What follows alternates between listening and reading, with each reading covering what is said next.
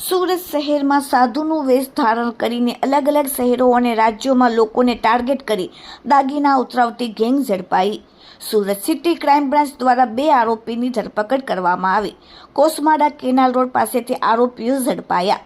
આરોપી પાસેથી સોનાની ચેન, વીંટી, રુદ્રાક્ષ માળા, રોકડા અને 4 વ્હીલર જપ્ત કરવામાં આવી। રૂપિયા 8,70,000નો મુદ્દામાલ જપ્ત કરવામાં આવ્યો। મુખ્ય આરોપી રાજેશ નાથ ઉર્ફે રાજલો મદારી અને સાગરીત અશોક કુમાર ચૌધરીની ઓળખ।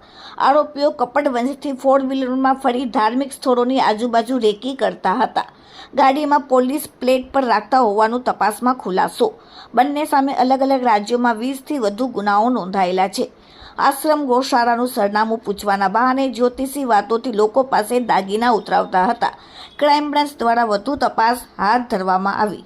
આરોપીઓ સાધુનો વેશ ધારણ કરીને 4 વ્હીલર ગાડી લઈને ધાર્મિક સ્થળની આજુબાજુ ફરતા અને કોઈ વ્યક્તિને ટાર્ગેટ કરીને આશ્રમ કે ગૌશાળાનું સરનામું પૂછવાના બહાને રેકી કરીને જ્યોતિષીના શબ્દોમાં બોલતા કે બેટા તારા દુશ્મનો ઘણા છે, તું ઘણો ભોળો છે, રૂપિયા તો આવે છે પણ બચત થતી નથી વગેરે શબ્દો બોલીને વાતોમાં લઈ ભોળવીને ભંડારા કરના હે, ગૌશાળા મેં દાન કરના હે વગેરે જણાવી પહેરેલા કિંમતી દાગીનાઓ ઉતરાવી લઈને પછી તેઓ ત્યાંથી નાસી જઈ અને મદારી ટોળકીના સભ્યોમાં હાલમાં 2 આરોપીને પોલીસે ઝડપી પાડ્યા છે।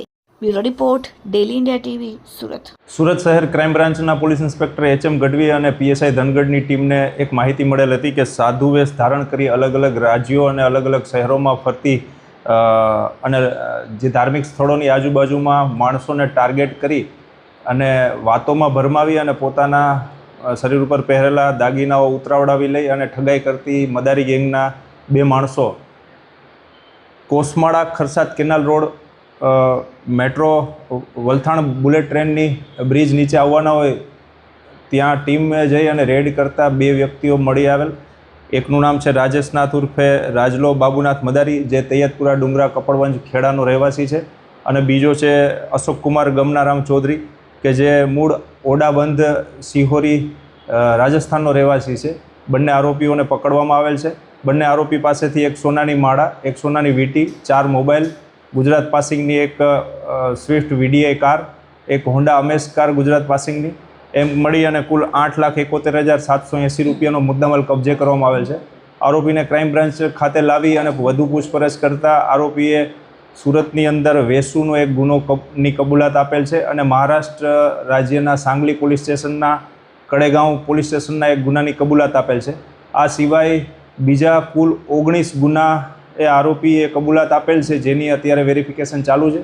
આરોપી રાજેશનાથનો ગુનાહિત ઇતિહાસ, એના ઉપર અગાઉ 3 ગુના દાખલ થયેલા છે, ખેડા કપડવંજની અંદર અને રાજસ્થાનના સાગવાડાની અંદર રાયોટિંગ, મારામારી અને ઠગાઈના ગુના દાખલ થયેલ છે। સર, આરોપીઓ એમો શું છે, લોકોને કેવી રીતના છેતરતા હતા અને દાગીના પડાવતા હતા? આર્થિક તંગી જે લોકોની નબળી હોય અને મંદિરની અંદર મંદિરની આજુબાજુમાં કોઈ આશ્રમનું અથવા ગૌશાળાનું એડ્રેસ પૂછી અને આરોપીઓ વ્યક્તિને લલચાવે અને પોતે ભંડારો કરશે અથવા ગૌશાળાની અંદર દાન આપશે એવું કહી અને આરોપી પાસેથી પહેરેલા દાગીના અને વીંટી, ચેન એ ઉતરાવડાવી લઈ ઠગાઈ કરવાની એમો ધરાવે છે।